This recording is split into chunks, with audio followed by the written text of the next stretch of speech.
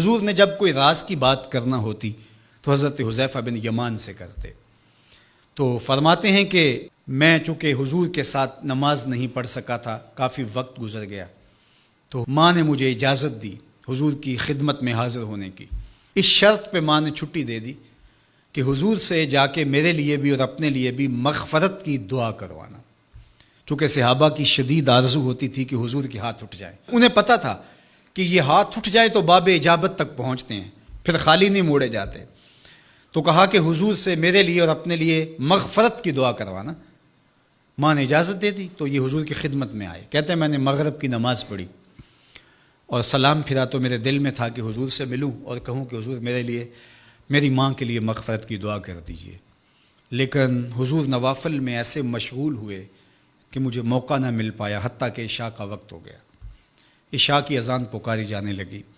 حضور نے نماز عشاء پڑھائی، سلام پھرا تو میرے دل میں تھا کہ ماں نے جاتے ہی پوچھنا ہے کہ دعا کروائی تھی تو کیا جواب دوں گا. مغرب کی نماز کی چھٹی ملی، عشاء بھی ہو گئی اور میں عرض نہیں کر سکا. تو میں ابھی سوچ ہی رہا تھا کہ حضور حجرہ انور کی طرف بڑھ گئے. اب جنہوں نے مسجد نبوی کی حاضری کا شرف پایا ہے وہ جانتے ہیں کہ مصلی نبوی سے حجرہ رسول کا فاصلہ ہی کتنا ہے. اور جنہوں نے یہ شرف نہیں پایا، میری دعا ہے کہ وہ اڑ کے مدینے چلے جائیں. سچی بات ہے، جس نے وہ شہر نہیں دیکھا اس نے کچھ بھی نہیں دیکھا. جنوں ویک کے اکھیاں ٹھر دیاں نے، جنوں ویک کے ٹھر دا سینہ ہے، ربا تیری ساری خدائی وچوں بس اکو شہر مدینہ ہے.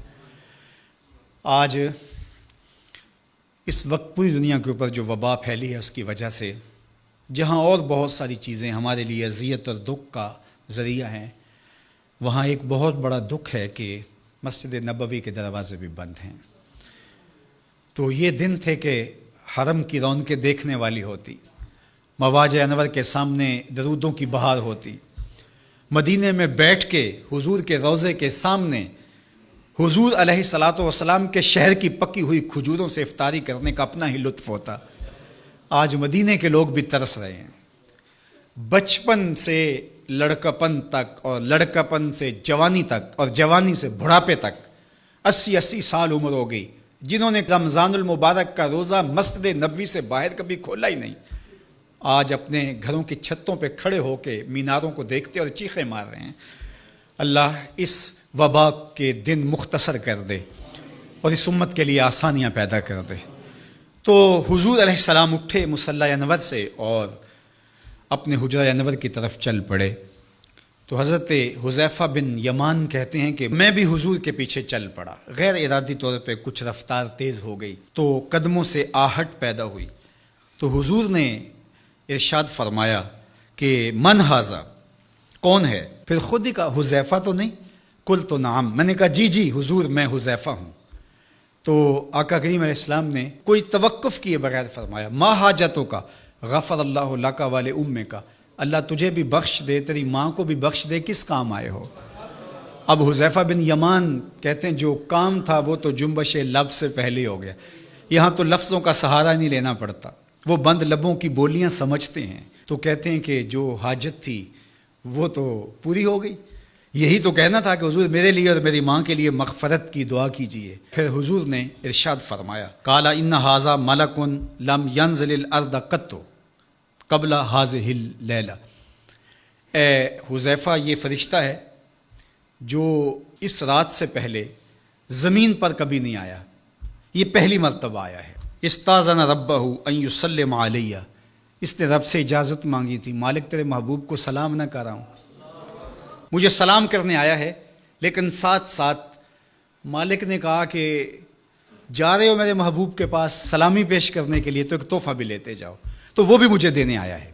تو وہ تحفہ کیا ہے سنو، بے انا فاطمہ سیدۃ نساء اہل الجنہ، مجھے خوشخبری دینے آیا ہے کہ آپ کی بیٹی فاطمہ جنتی عورتوں کی سردار ہے.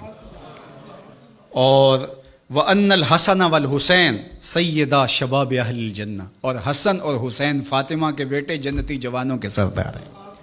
یہ آج خوشخبری لے کر کے میرے پاس مجھے سلام کرنے آیا ہے. تو یہ ملکہ جنت ہیں، خاتون جنت ہیں، سیدہ نساء اہل جنت ہیں کہتے ہیں کہ جب حضور علیہ الصلاۃ والسلام کو سیدہ فاطمہ الزہرا رضی اللہ تعالی عنہا کوئی بات کرتی تھیں تو حضور ان کی بات کو نہیں ٹالتے تھے، ان کی بات مان لیتے تھے۔